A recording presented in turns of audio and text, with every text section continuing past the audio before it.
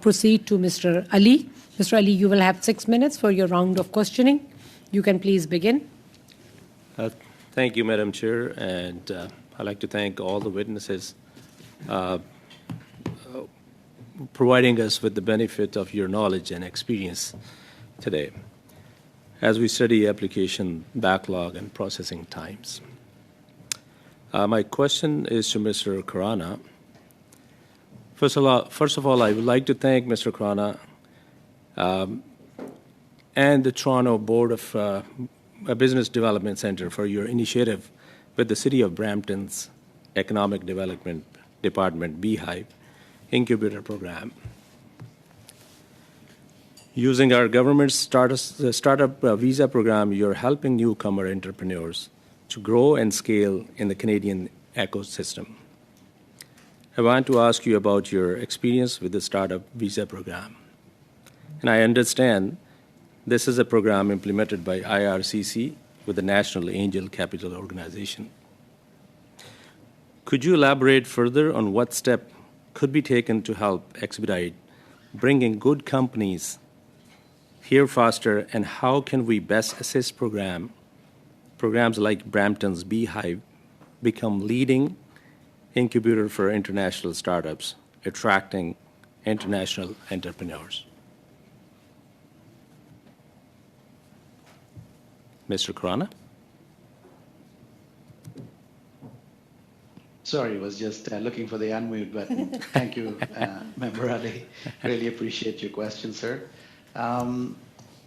First and foremost, we are very, very bullish about foreign entrepreneurs coming to Canada and setting up the next Google, the next Facebook, the next YouTube, and all these kind of very well-known companies right from the inception in Canada. And that's what this program was supposed to do. So since this is a program that supports job creation, economic activity, and a number of fringe benefits to the economy, this should be addressed as a priority stream. And the reason why it should be addressed as a priority stream is because this is the only economic immigration program federally. And the prior version of the owner-operator program was sunset by RCC. So quite a few of the applications have ended up into the startup visa program, which was originally intended to bring innovative and disruptive companies to Canada. You know, some of the steps obviously are that NACO, the National Angel Capital Organization, should help IRCC weed out the bad actors and de-designate incubators or angel organizations or VCs that are using this program as an immigration program.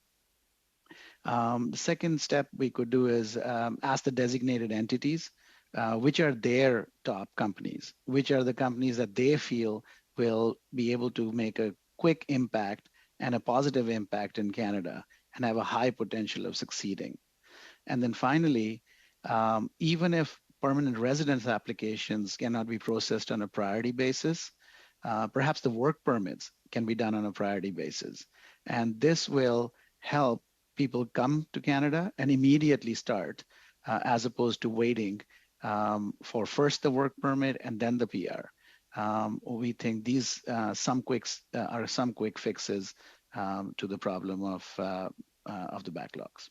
Thank you, Mr. Khurana. You just mentioned some bad actors.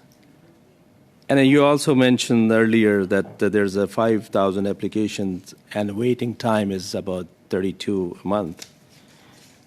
Can you elaborate further on bad actors?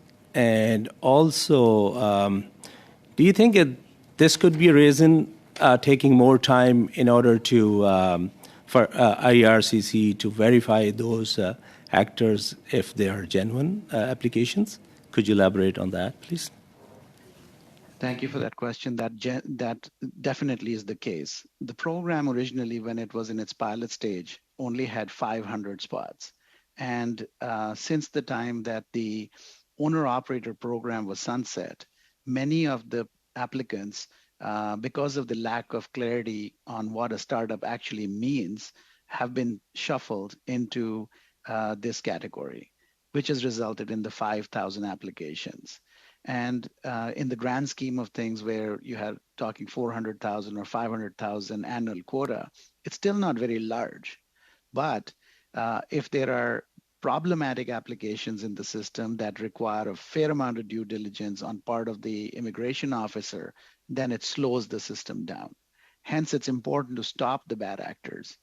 And these bad actors can be two types. One are applicants that are lying and maybe don't have an innovative or disruptive business, and maybe they just want to come to Canada, or some of the designated entities that are using their relationship and privilege with IRCC to facilitate such bad actors by embellishing their business plans and by issuing letters of support, which basically means nomination, to individuals who don't deserve and don't have the right skills or the right money or the right supports in place to be able to make a successful business in Canada. So those are some of the things that can be done.